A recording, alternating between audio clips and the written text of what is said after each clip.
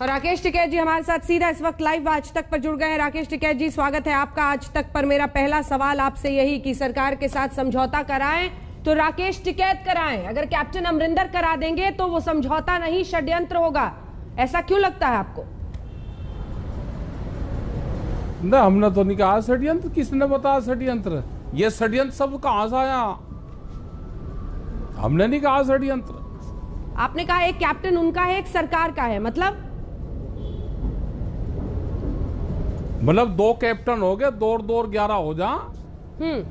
अगर दोनों कैप्टन मिलकर बातचीत करवा दें तो ठीक ही है, लेकिन बातचीत हमारे से भी कर लेना। पहले जो भी बात सरकार से करने जाएं वो किसानों से भी कर ले।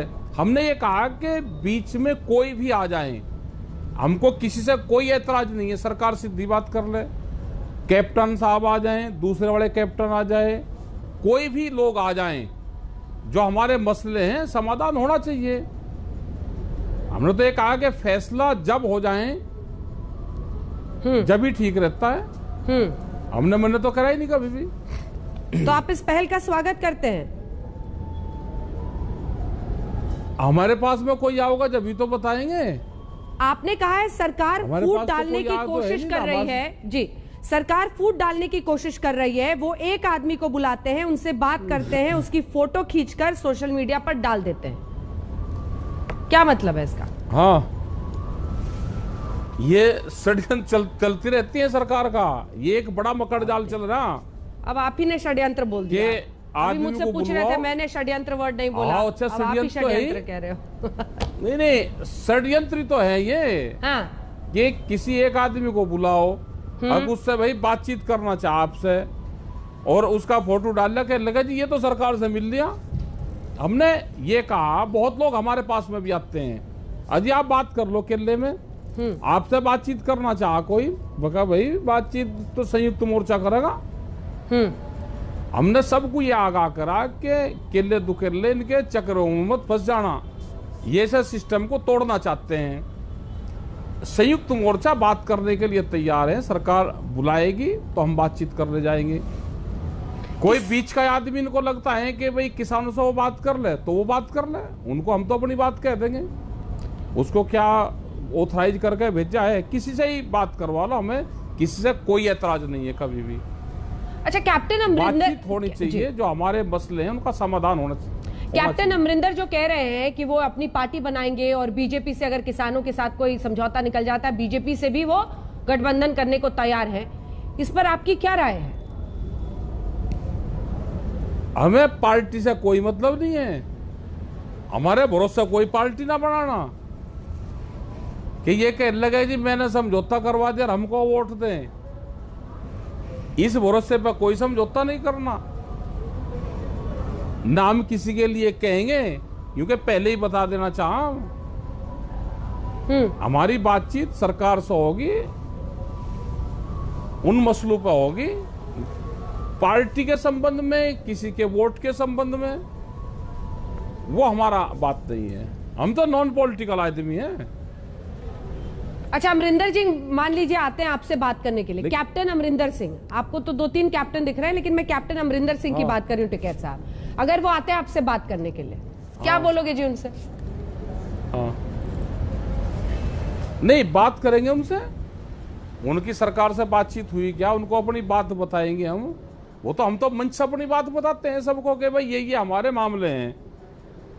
अगर कैप्टन साहब भी आएंगे तो संयुक्त मोर्चा है, वे बात करेंगे, वो कह आन के कि भाई हमारी सरकार से बातचीत हो रही है, आपका क्या है। तो पता है कि 3 कानून, एमएसपी पे गारंटी कानून, और आगे एक कमेटी बने, वो कमेटी और मसलों पर बातचीत कर ले। ये अभी तो 2 ही तो मामले हैं, और ये तीसरा मामला ये अजय टैनी वाला जुड़ेगा अभी, इसकी गिरफ्तारी और इसकी बर्खास्तगी, क्योंकि ये लखीमपुर खेरी का 120B का मुलजिम है, ये भी जुड़ेगा मामला बीच में। अच्छा, ये बताइए, ये तीनों कृषि कानून वापस हो, ये शर्त बातचीत से पहले अभी भी आपकी है या इस पर आप थोड़ा सा सॉफ्ट हुए हैं? हम अपनी बात रखेंगे, जब बातचीत रखी जाएगी सरकार अपना पक्ष रखेगी, हम अपना पक्ष रखेंगे। किसी नेता ने अप्रोच किया है क्या सर आपको बीते दिनों? आप कह रहे थे, सब कह रहे हैं कि अकेले आओ बात कर लो। किसी नेता ने अप्रोच किया है? आओ जा हमारे पास में भी आ जा। कौन सर? एक का नाम तो बता दे, इस जाल में मत फंसना। एक का नाम तो क्यों पूछो किसी का?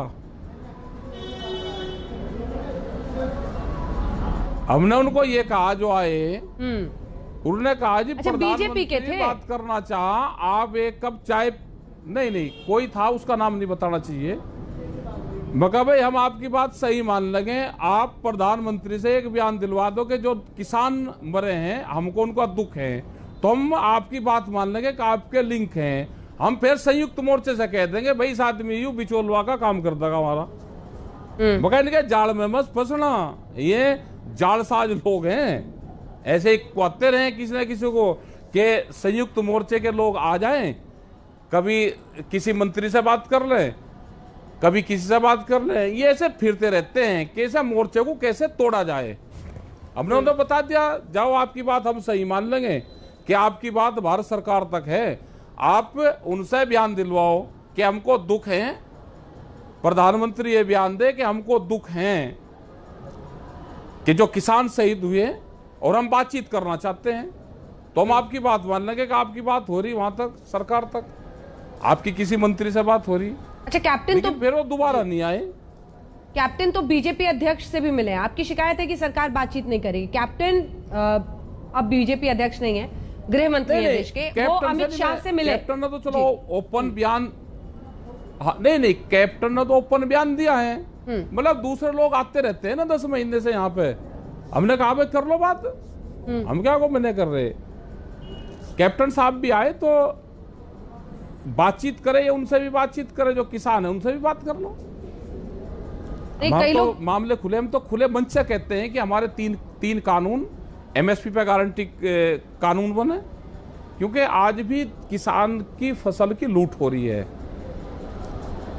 कोर्ट कह रही कि जी ये कानून लागू नहीं है, और उत्तर प्रदेश में तो ये कानून लागू है, वहां तो फसल बिक रही किसान की, 1100-1200 रुपए में धान बिक रहा,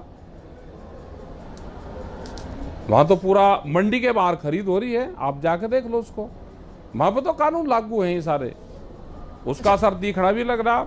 आप मध्य प्रदेश में चले जाओ, वहां पे भी मंडियों में खरीद नहीं है, मंडी के बाहर खरीद है, और कह रहे हैं कि जी मंडी को घाटा हो गया, मंडी को बेचेंगे। तो जब मंडी बेचने का प्लान इन्होंने बना लिया, 182 मंडी मध्य प्रदेश की बिक रही है, तो इसका मतलब तो कानून तो लागू हो गए हैं। अच्छा, वो आपने पिछली बार इंडिया टुडे के कॉन्क्लेव में कहा था, वो अग्रवाल साहब सांसद साहब को, कि सारा का सारा हम अनाज लेके उनके घर के बाहर जाएंगे, फिर क्या हुआ जी? उन्हें तो सिक्योरिटी और दे रखी, हमें पता ना कहाँ अनाज बिकता है, हमें सारा पता है कि कहाँ बिकता है कहाँ नहीं बिकता है। अच्छा ये बताइए, तो यहाँ पर मंच पर बैठे हुए थे कि कुछ ना कुछ। हाँ बोलिए, बात पूरी कीजिए टिकैत साहब। हाँ, मैं कह रहा कि भाई वे एमपी साहब आगे बात कहने के लिए कुछ ना कुछ कहनी पड़े, ठीक मंच मिल रहा, सामने कह दो जी हम तो खरीद करवा रहे हैं। आप अगर किसी उसको भेजो, अपने रिपोर्टर को आप एक चीज करवा दो, अपने रिपोर्टर को आप शाम के टाइम 4-5 बजे या सुबह के टाइम, सुबह 7-8 बजे, आप जो केएमपी है अपने यहाँ पे, आपके गाजियाबाद से बिल्कुल नजदीकी है, आप वहाँ पे बैठो, यमुना पुल से क्रॉस करवा दो, हरियाणा बैरिकेड जो टोल है उससे पहले, वहाँ पर ट्रक खड़े होते हैं बहुत, करीब वहाँ 50-60 ट्रक खड़े होते हैं, वे वहाँ खड़े होते हैं सुबह सुबह आके, और उसमें ज्यादातर ट्रकों में धान मिलेगा आपको।